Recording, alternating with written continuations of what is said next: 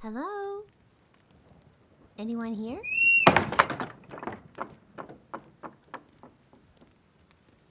Nobody home? Oh, come on. Bring them over here. This is the perfect editing opportunity. Yeah, there we go. Can you do me a favor, my friend? My paws are really cramped out after all the writing and such, and I know I need to write through all of these chicken scratches. So, since you got better thumbs, you want to help me edit these? Ah, thank you so much. Alright, here we go.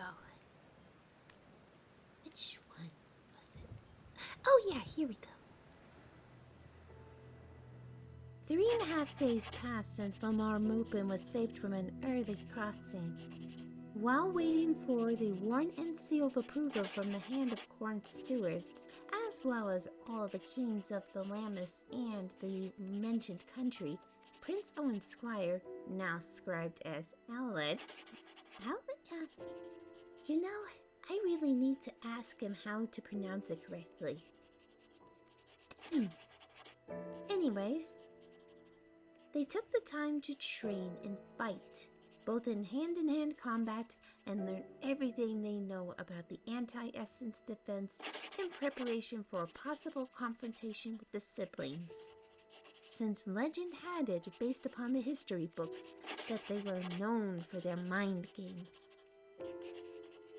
Meanwhile, the warden, Lincoln, along with Gigi by her side, took the time to gather information from Lamar as he recovered, and to see what form of essence was used upon the cud that Gigi had managed to chew and gather. Dr. Newcastle took on this form of essence information, and at that point would spend a lot more time with his bride Lily to see what was conjured from it, for it was nothing like any of the veteran stewards had seen before. As for Victoria Rams, according to Dr. Newcastle, the past few days were a struggle for the Artisan Steward. Her thoughts were secretive, and she was distant and stayed away from most of the others, with the exception of Dr. Newcastle and his bride Lily, who she would have confidence in unload all the secrets, to which, for the record, were always given to the council, despite the distaste of the steward. On the 4th day, they were summoned by Lord Rogers to his office, which was formerly Miss Ram's office.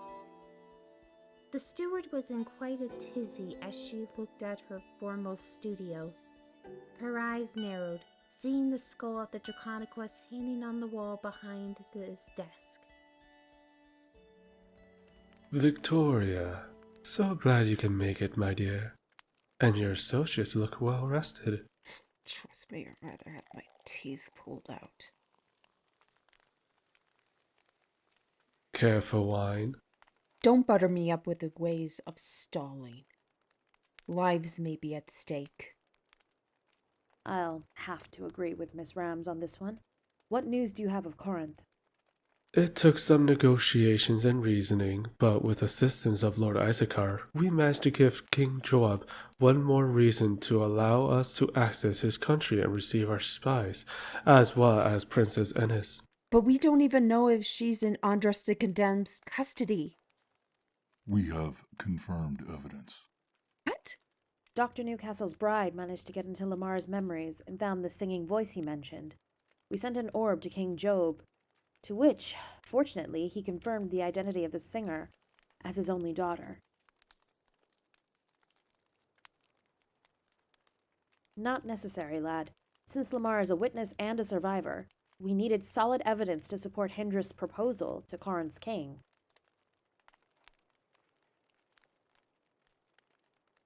It's more than that. You three will need to know what she sounds like if either of you three hears her.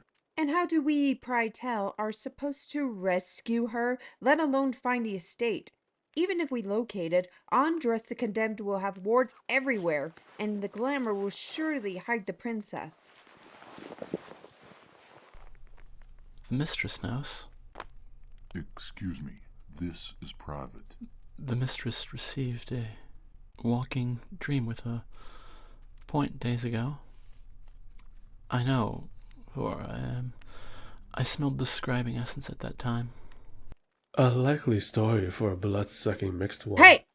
As much as I hate to admit that I am as skeptical as you are, Asher, it's worth taking this Jack Lemaire seriously. This one might be of help. Fair enough. Good. Now that that is settled, I want to now say to this lassie book why she didn't say anything, and why didn't you tell us that you could scribe? Huh. So this is relatively new to you? And that they have a hidden library? If this is true, Andras the Condemned is planning to overthrow from the inside out. This changes everything. What do you say? We had the assumption that the barrier on both siblings' powers would discourage them from attacking again. But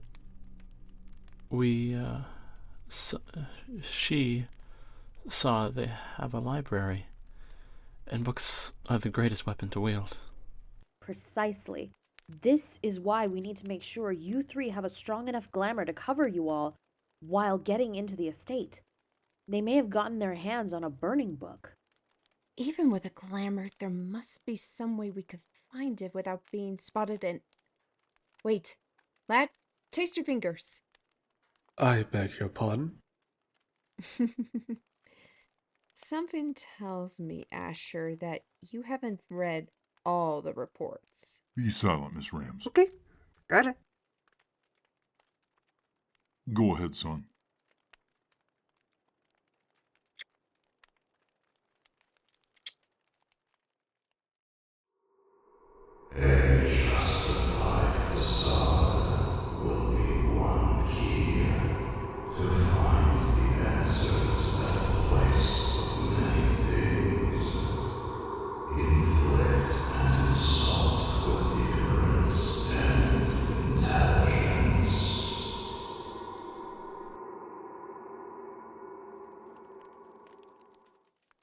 So, we just be dumb and smart?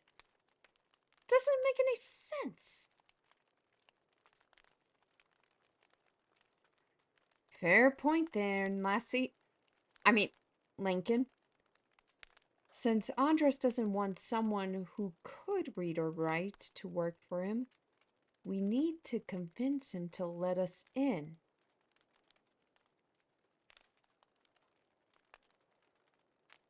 Fair point. Having another triad group would only intimidate him and his sister, resulting in raised suspicions.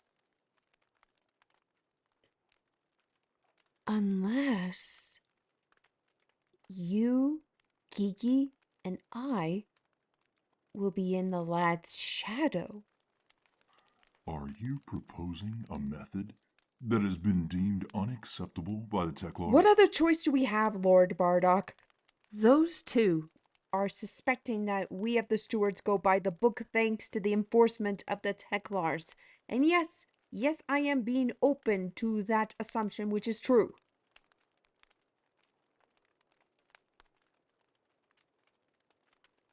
What it is, dear lad, is that we shadow commute 2 or 3 people, or more if you, depending on how powerful you are, to get into your shadow, and that way you could hide in plain sight. And we just waltz in there like a gifted trap.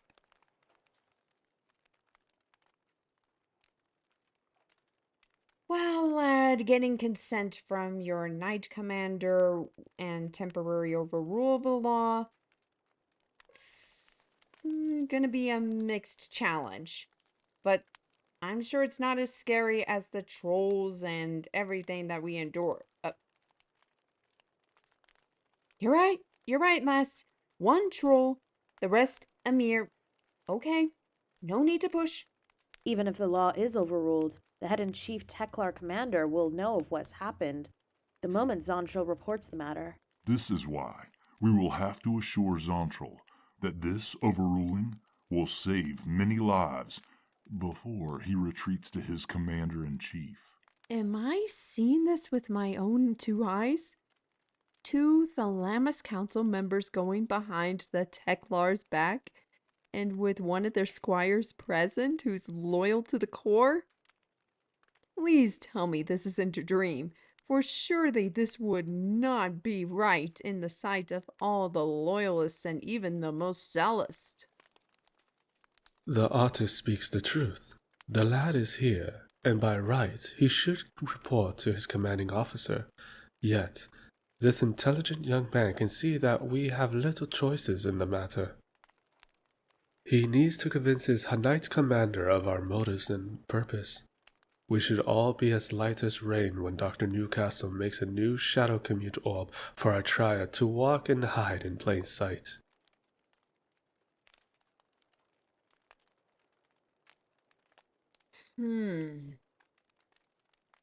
Perhaps when that armor of yours and the arsenal is removed, this should be able to work, where they definitely would see you as a farmer's son looking for work. Yet, we do have one more obstacle. The matters of wisdoms have told us how to get in, but how are we supposed to find Andras and Anya? I can track them if needed. Lord, Bardock, do you have anything that has, Andras scent? That's weirdly specific due to the rate of time. Well...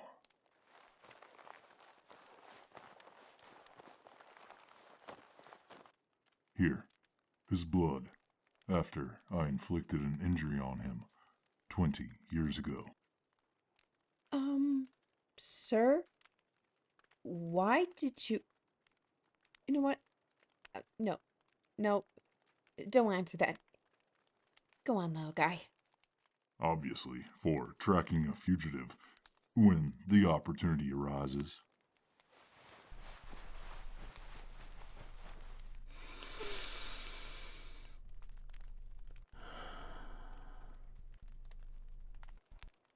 Across the mountains, to the seas, the siblings' heads lie, there under Corinth skies. An island that holds more than it seems. A past town called Elok. It holds mazes that are not what it seems. Mirrors reflect on not what's inside. For problems are solved on the other side.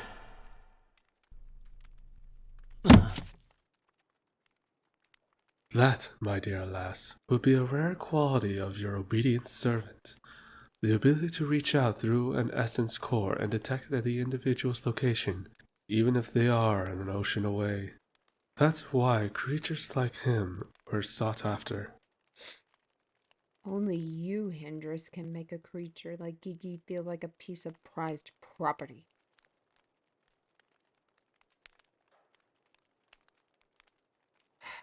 It's true, Lincoln.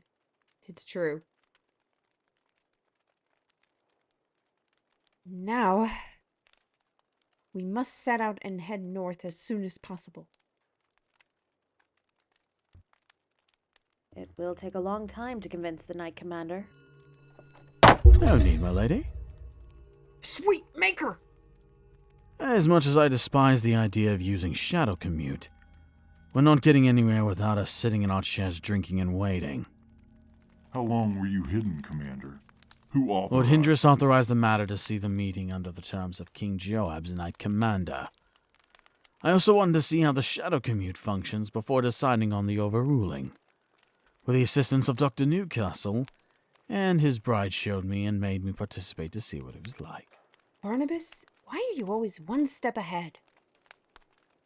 So now that we've been dancing around until the sun is done, these three shall depart for Corinth in the morning. You are all dismissed, all except the Knight Commander. Of course, my lady. Lord Bardock? Lord Hindrus? Knight Commander? As much as I hated seeing that this method of sneaking in is deviant, you can't argue with the results. Anyways, the following morning, the triad, with the addition of the creature Gigi, made their way northward past the borders of Thalamus and into Corinth. They walked for nearly 7 days on foot to reach the large town area of Elak. Oh, you're so right. Just the large city of Elak. I forgot about the population growth. The squire, now dressed in rural citizen clothing, gave his bow and arrows to the warden as he placed his sword in the messenger bag, following suit for safety. The only weapon he carried with him was a simple hunting knife. The last would often glance at the squire in secret to see what was hiding underneath the armor as things unfolded, making him look a little more human to her. You seem to like it. The simplicity of the young master. He looks less scary. He won't hear us, mistress. He's too far away for him to hear us. He does seem to have a lot on his mind. I can detect his emotions based on the rhythms of his heartbeats and breathing. He looks at you, too. There's no shame in that, mister. He's coming. The man on horseback, a mile ahead of us. Oh, nice catch there. It doesn't make sense on the ahead with that grammar. Give me a break. I have been going through so much interrogations and trying to scribble everything and trying to get words from Gigi right at that point. It's almost up and down and sideways. Well, I'll correct that later. Little script. But anyways, Gigi and the warden ran up to catch up with the squire and Vinchi, all of them warning about the upcoming riders. What? What is it? Really? You sure? Okay, okay, this is it. Here we go. Lassie, Gigi, get right behind me. Right here in the lad's shadow. Okay, come on. Grab onto me. Okay, where's that orb? Ah, here it is. Okay, Barnabas. Let's see if this works. Shadow sing so we could be seen, with the rhythm of he, so we can dance unseen. After that moment, the base of the shadow then gripped around Vinci's legs, followed by Lincoln, and then followed by Gigi, dragging them down into the ground, which is now darker in the depths of the shadows like a body of water. They were transitioned into a space that seemed similar to where the winds and shadows coated in the dancing lights of night that glittered like diamonds. Various forms and shapes and colors, all in a darkened hue of purple, black, and navy blue, danced around them. A window of the world of which they were was above where they now stood. One must note that the window's position will change when the shadows are in different positions. Gigi then shook, and right down to the core, as he climbed up Lincoln's leg and landed into the messenger bag in fear of being seen of the stars and the shadows figures that move around, and smelling the strangers in their space that belong to no one but them.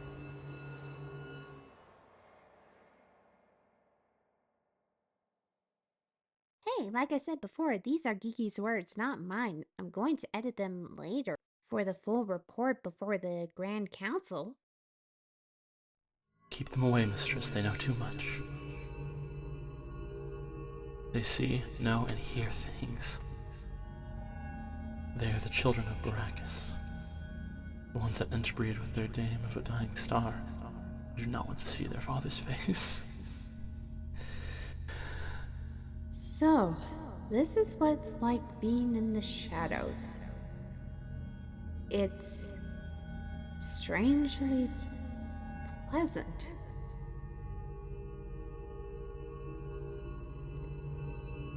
Well, I think it's because our bodies are only temporary in rhythm of the shadows. Look how everything seems to bend when the lad is walking.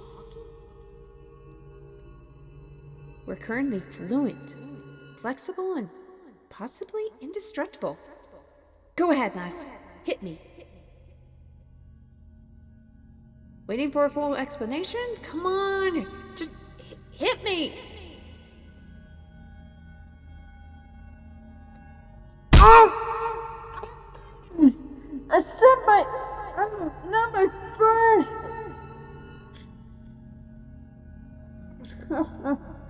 Wow, that stumped on my theory of indestructible.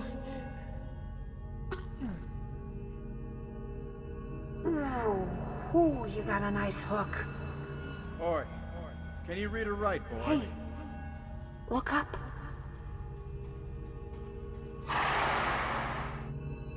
Would you like to work for me?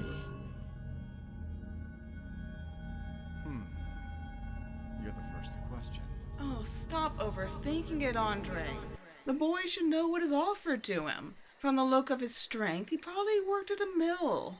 You could just be another farmer's son looking for work. Bah. I'm a horse and bird breeder for racing and potential instruments of war. While my sister and I travel around Corinth to sell and buy, we require workers to watch over our livestock and poultry on our estate. You'll be rewarded well once we return an equal share with Mr. Conger in the back of the wagon there, who will work alongside you. Oh great, we got another accomplice now, probably. What say you, boy?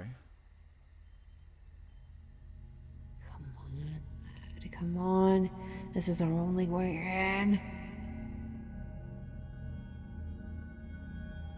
Excellent.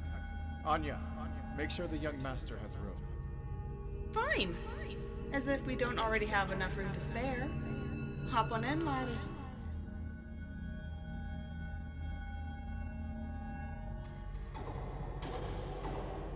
Hello there. Left your farm as well? Hi. That I did. Name's Edwin. Edwin Concord of Ella.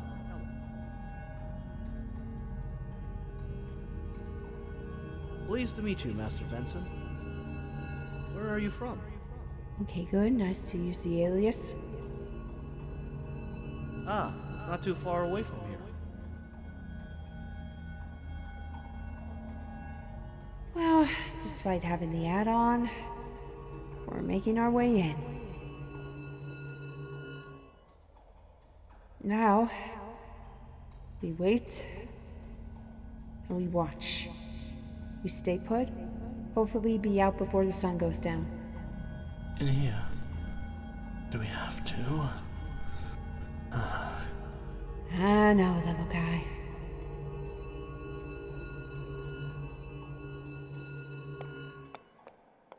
By evening, the fugitive siblings led the hidden company and the new worker called Edwin to the castle estate that rested on the small island off the northern coast.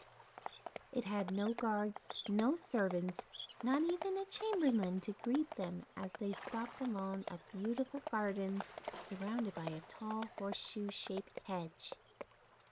While Andras the Condemned unsaddled the horses, the sister, Anya the Pursuer, showed the gentleman to a large room where a mass amount of caged birds squawked and called out as their slumber was disturbed at that point. She later showed them the stables where there were a massive amount of horses present, each of them of different breeds and colors that were like river stones. Andras the Condemned later returned with 2 freshly saddled horses.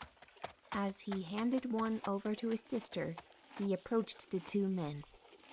The servants' quarters are on the northwestern side of the estate. The kitchen is open to whatever food is required. The rest of the estate is prohibited, and neither of you is to touch or take anything else. I understand.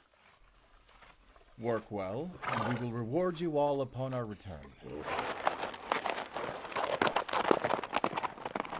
Gentlemen, good luck. My brother can be very fickle. Prove him wrong for me. I have 100 sheds on the line. Otherwise, may the best man win. Yeah! Meanwhile, as the siblings rode away, from the distance, at the edge of a cliff line overseeing the castle, a tall figure stood and watched over the castle and the horizon. His eyes, rich with red-brown colors, saw the figures hidden in the squire's shadow. And as his own associates, hidden in his own shadow, see the events that are yet to unfold. How about informing us what's going on? Did those 2... They are already gone, and not knowing that they have allowed extra foxes right into their chicken coop. Long soldier, I beseech you, you must let us out at this point, young man. I can only take on Ira's stinking corn chip beef for too long. I've already had so many years with this man, and Maker knows how much more flexibility I can have as an old mage. Patience, my friends. We just need to watch and wait to see if Miss Rams and her associates can remove the scab of a wound that holds an infection long overdue for a weeping.